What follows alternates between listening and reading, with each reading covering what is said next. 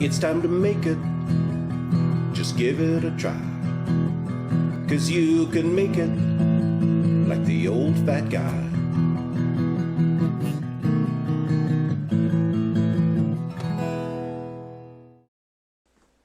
Hi, I'm David Farrell, and I'd like to thank you for watching this episode of You Can Make It. Today I'm going to make something I really like, which is jerky, but I'm going to do it a little different. I'm going to use hamburger instead of strips of meat. I'm also going to go with some Hawaiian type flavors for it, which includes some pineapple. And by the way, pineapple doesn't come from Hawaii, they just grow a lot there. And some Asian sort of teriyaki flavors. And it makes for a sweet but savory jerky. And it's quite easy to do, so let's get right into it. We'll start off, I've got 1 kilogram of extra lean, and it's important that it's extra lean, ground beef here. Now, of course, you can always grind your own, but I just went to the supermarket and bought 1 kilogram of extra lean ground beef.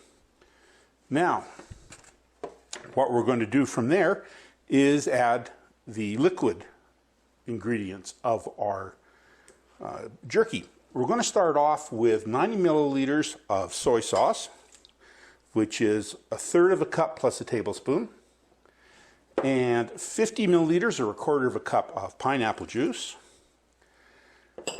40 milliliters or 3 tablespoons of sherry. Now I just use cooking sherry because it's cheaper, but you can use real sherry too if you'd like. And then we're going to add 5 milliliters of sesame oil and 5 milliliters of sriracha. Now this is optional because it gives a bit of spice to it, but I like a bit of spice. So I'm just going to put some sriracha in my jerky. So we'll just put 5 milliliters in. It's locked up. We'll just give it a pour this way. Just be a little careful. There we go. A teaspoon or 5 milliliters of sriracha sauce.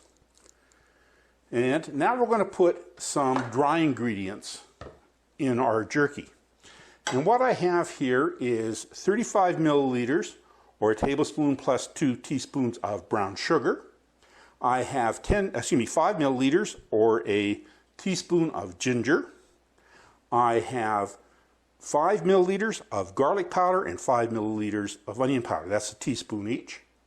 And 4 milliliters or 3/4 teaspoon of black pepper. And they'll just go in with the other ingredients. Now there is one last ingredient that's optional but I recommend, and that's prog powder number 1. It's also known as pink salt number 1, Instacure number 1, and a whole bunch of varied names. What it is a mixture of salt and sodium nitrate. And it's 93.75% salt and 6.25% sodium nitrate.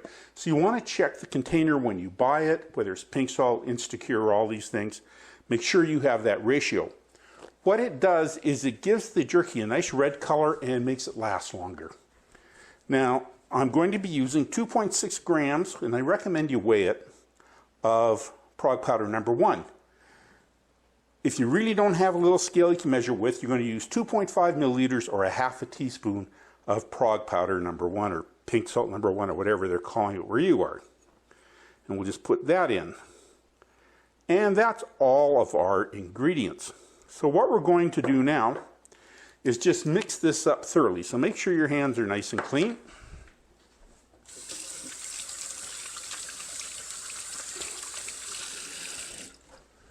And just get them in there and fold it over and keep folding it over until the mixture is well mixed.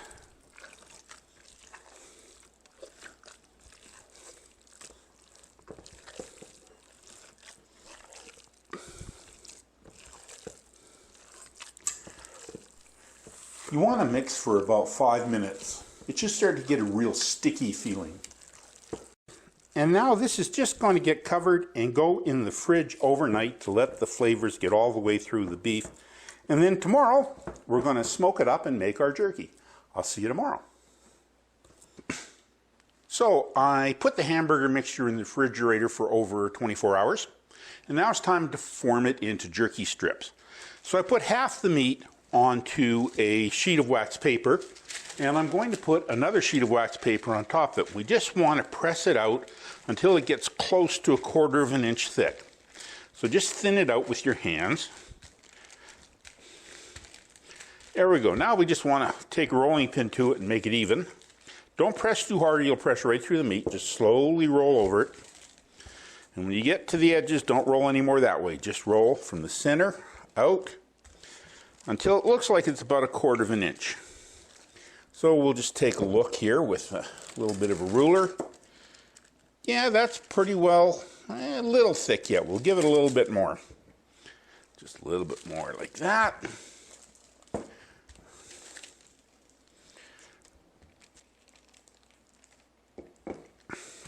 That feels a bit better.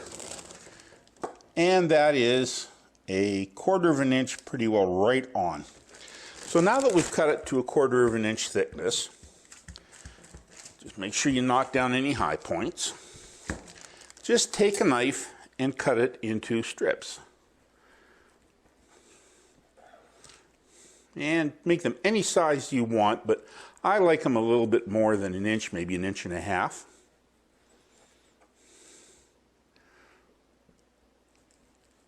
Not critical.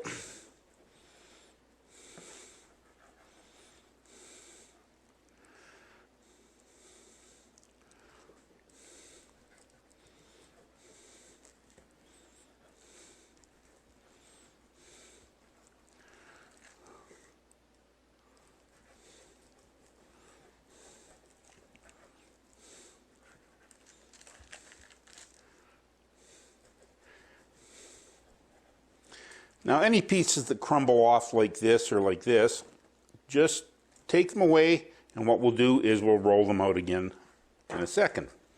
So there we have it cut into strips.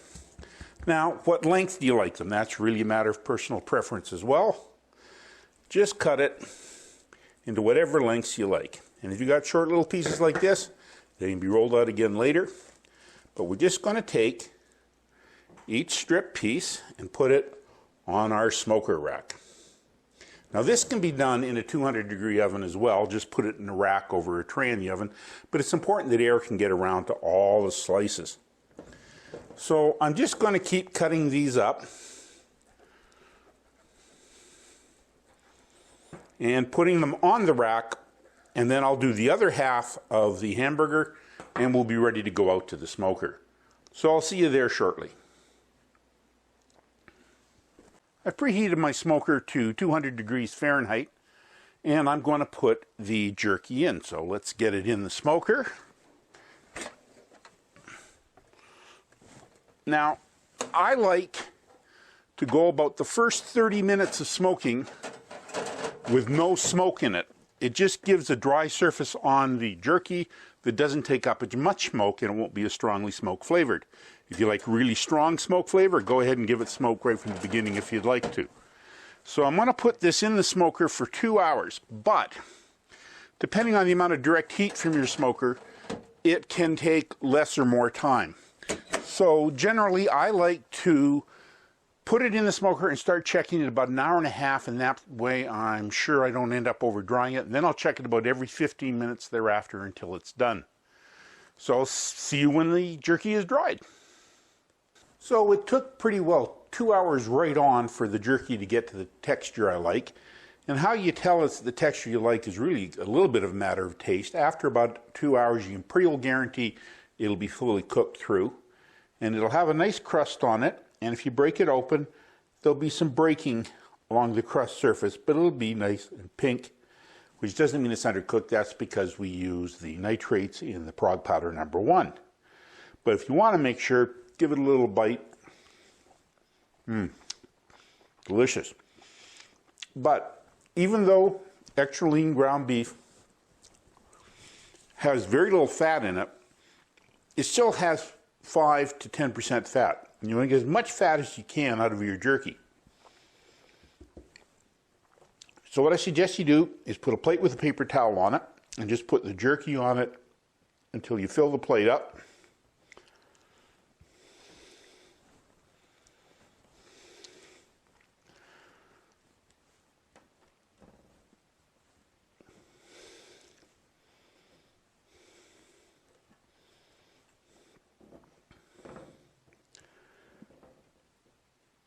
And take another paper towel and pat this side well with the paper towel to get as much of the fat out of it as you can, because it stores a lot better the less fat it has in it.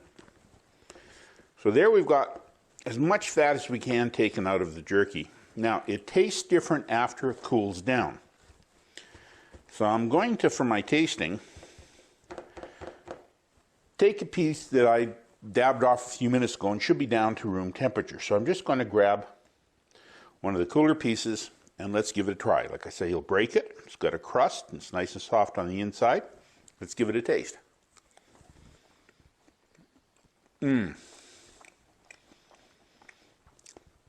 This is not a spicy jerky. There's a little hint of spice there, but hardly any at all. Nobody would be scared by the amount of spice in this.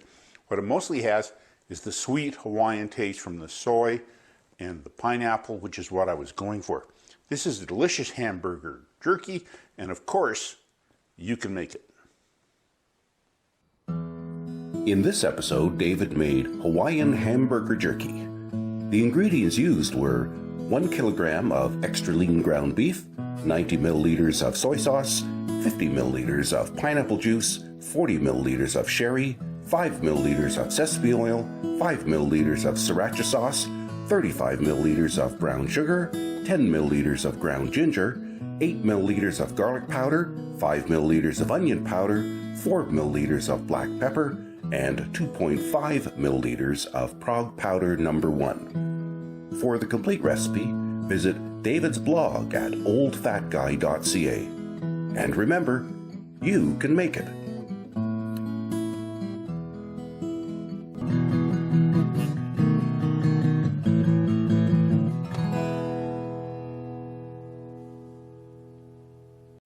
It's time to make it. Just give it a try. 'Cause you can make it like the old fat guy.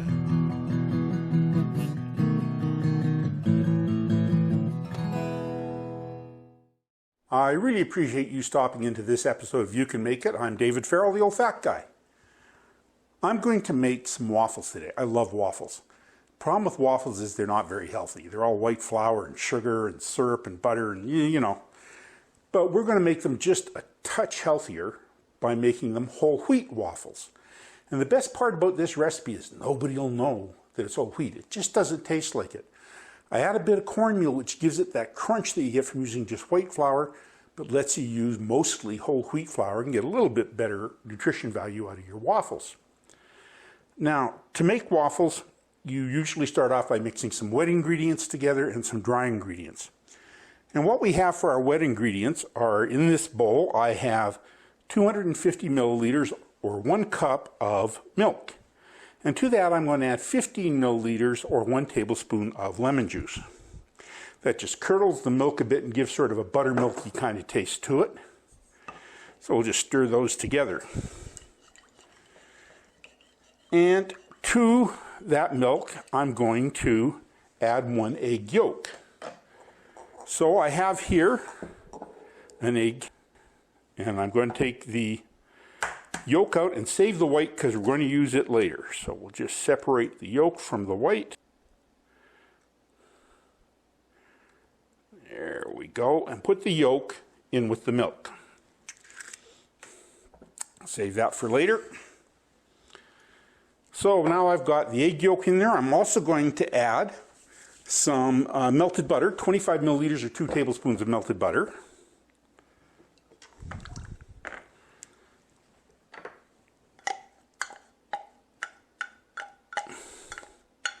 There we go.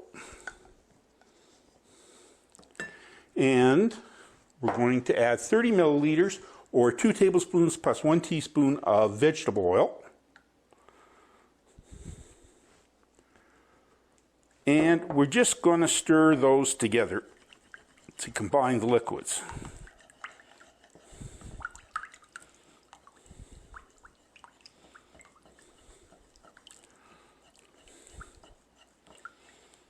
There we go. Now we're going to add our dry ingredients into a separate bowl. So I have a bowl here, and in that bowl I have 175 milliliters or 1 3/4 cups 3/4 of a cup of whole wheat flour. And to that 3/4 of a cup of whole wheat flour, I'm going to add 60 milliliters, which is 1/4 cup plus 2 teaspoons of white flour. You need a little bit of white flour to get a good texture. Now, when you're measuring flour, make sure you sift it into a measure and then level it out, or go by weight.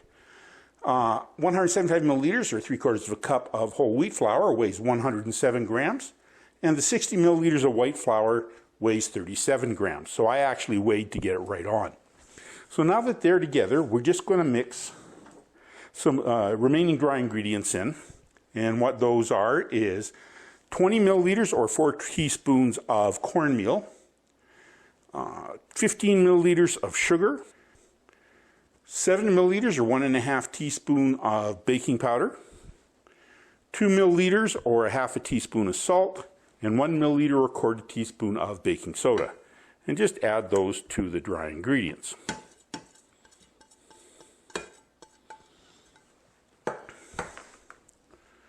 And we'll just mix those together.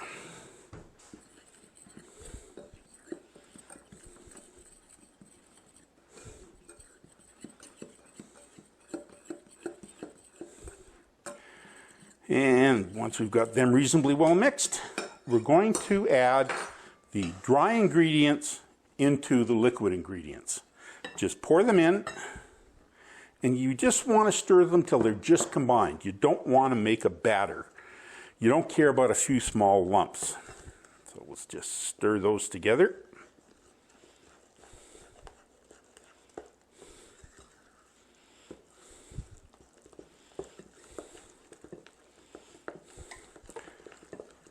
There we go. There's a few lumps in there, but it's not a problem. That's just what you want. You just want to moisten it. If you stir it too much, they get tough. So we'll just take that bowl and set it aside. And if you remember those egg whites we saved, we just want to give this a little bit more lift. So we're going to take the egg whites and we're going to beat them until they're white and have peaks on them. You can use a whisk or a electric beater. The little hand beater works great though. Just give it a beat around.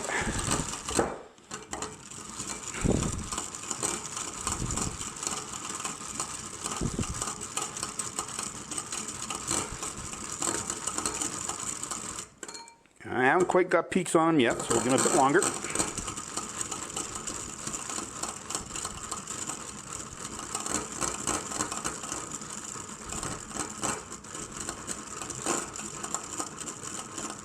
And there we go. It takes about a minute to get it so it keeps some peaks on the egg whites.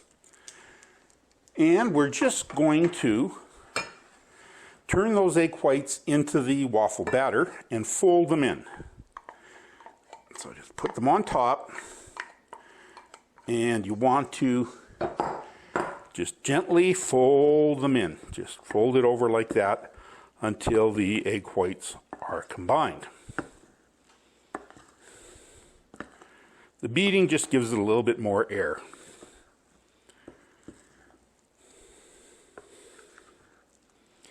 So there we have our batter made for our waffles. Now, here it changes by what kind of waffle maker you have, so check the instructions on your waffle maker. I've been preheating this, and this waffle maker tells me that when that green light's on, it's okay to put the waffle batter in, and the green light's on. So we're just going to open it up. And I like to give it a spray with a little bit of baking spray just to make sure it doesn't stick. And we'll move this over so you can see what we're doing. There we go.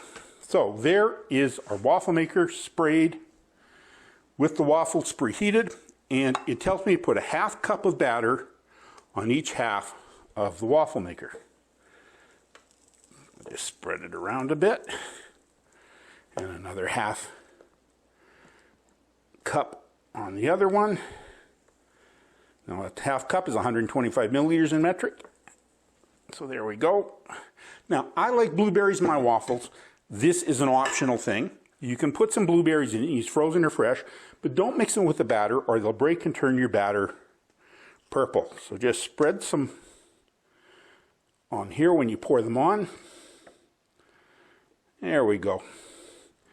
and shut her up. Now, this waffle maker says it takes about 5 minutes to make the waffles, but what you really have to check for is look for steam coming around the edge. And when the steam stops coming out around the edge, your waffles are cooked. So we'll just give this a few minutes. You can see that the steam's just barely wisping around. It's been about 5.5 minutes. Let's just have a look at our waffles. And oh yeah, they're a nice golden brown. Perfect. So they just lift off nicely because we use the baking spray. And we'll set them aside and put more on till we use up the batter. So I'm going to take the last of the waffles off the waffle iron. And we'll unplug it to save a bit of energy. And set this aside. Because now comes the really most important part of all the videos, and that's where I get to taste it. So we're just going to break one of these off. There we go. Put it on a plate. Give it a little bit of margarine. Because I like some margarine on mine. A little bit of maple syrup. Just a tad. And now let's try our waffle. It's incredibly crispy.